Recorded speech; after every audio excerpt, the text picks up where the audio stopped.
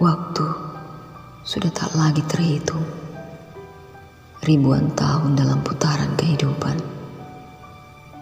dijalani sang ratu dengan tanpa lelah, hanya dengan membawa setitik harapan yang tersisa. Seperti sehelai rambut dibelah menjadi 7. Kemana lagi sang ratu harus mencari sang putra yang menghilang bersama kecewa di hatinya? Di utara tak ada, di timur tak ada, di selatan tak ada, di barat pun tak ada. Tak jemu-jemu seperti memecah ombak, sang ratu pun sampai menyeberangi lautan ke Yunan.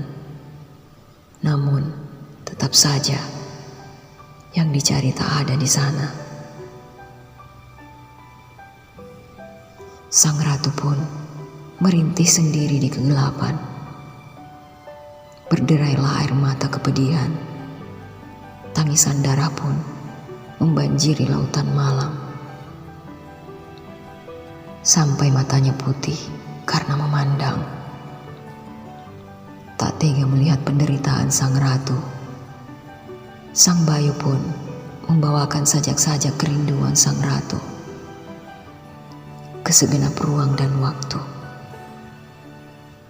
Sang ratu pun akhirnya sampai di ambang waktunya dan sudah tak lagi bisa menangis.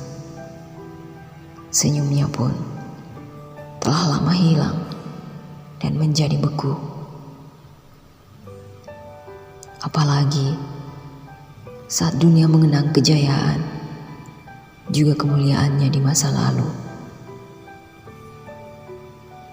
Dia memang dikenal sebagai ratu adil, meski ia merasa tak adil bagi dirinya sendiri, juga bagi putra mahkotanya yang telah menghilang setelah mendapatkan keadilan darinya. Dia adalah memang ratu adil. Dunia pun mengakuinya. Bahkan berita Cina pun mencatatnya dalam sejarah.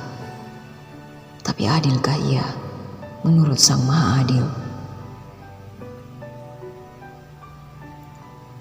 Kesedihan sang ratu akhirnya memang tak pernah berujung. Sesaat setelah hatinya teriris di puncak keadilannya, kerinduan tak lagi sanggup menjaga hatinya. Kematian tak membuatnya usai. Kesucian hatinya pun tak sanggup membebaskan keterikatan kasihnya yang agung sebagai seorang ibu yang sejati. Antara hidup dan mati, demikianlah kerinduan hati sang ratu.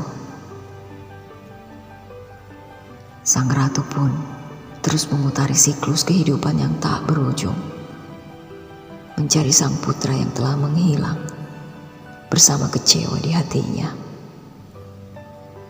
Setelah sang putra memotong kakinya sendiri sebagai tanda kepatuhannya kepada hukum sang ratu, kepergian sang putra akhirnya meninggalkan sesal yang mendalam bagi sang ratu. Surga ataupun neraka menjadi tak lagi berarti bagi sang ratu. Sang ratu pun akhirnya menembus segenap ruang dan waktu, mencari sang putra yang menghilang bersama kecewa di hatinya.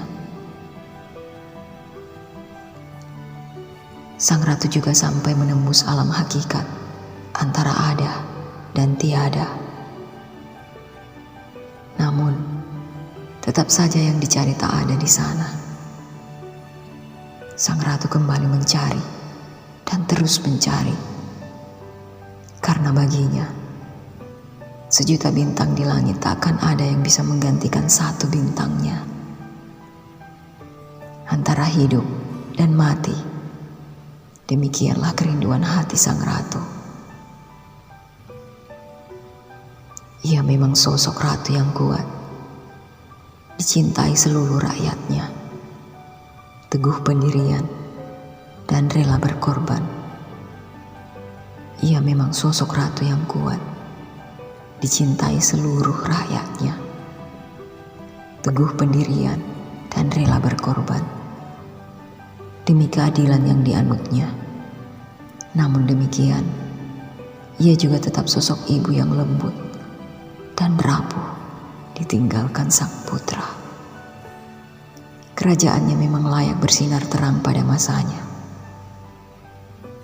karena memiliki seorang ratu yang cantik, anggun, teguh pendirian, cerdas, tegas, dan juga memiliki kelembutan hati yang luar biasa.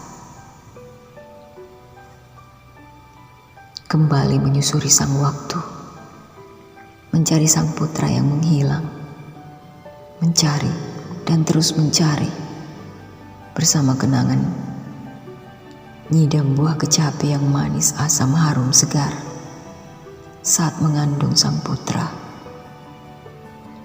Sejenak mampu menghibur hati sang ratu yang tak lagi utuh. Sang bayi pun tak putus-putusnya mengirimkan saja kerinduan sang ratu ke segenap ruang dan waktu. Dan saat sajak di ujung waktu yang mengungkap kepiluan ratapan hati sang ratu dihembuskan sang bayu, dunia pun akhirnya bergetar. Bila yang kucari memang tak ada dimanapun, mungkinkah aku yang sebenarnya tak ada?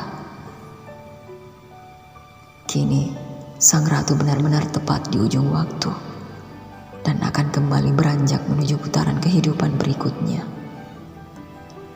mengulangi sejarah, kembali menjadi ratu, dan kembali merasakan kepiluan hatinya lagi dalam seluruh hidupnya. Namun, saat sajak terakhirnya dihembuskan sang bayu ke segenap ruang dan waktu, siapa yang menyangka ada sesosok manusia sejati telah memutus putaran siklus kehidupan dengan keikhlasannya yang sempurna. Dan dengan putusnya putaran waktu, maka sang ratu pun akhirnya mendapatkan keadilannya yang sejati. Tak hanya sebagai seorang ratu, tapi juga sebagai sosok pribadi, sebagai seorang ibu. Seluruh semesta pun akhirnya berubah.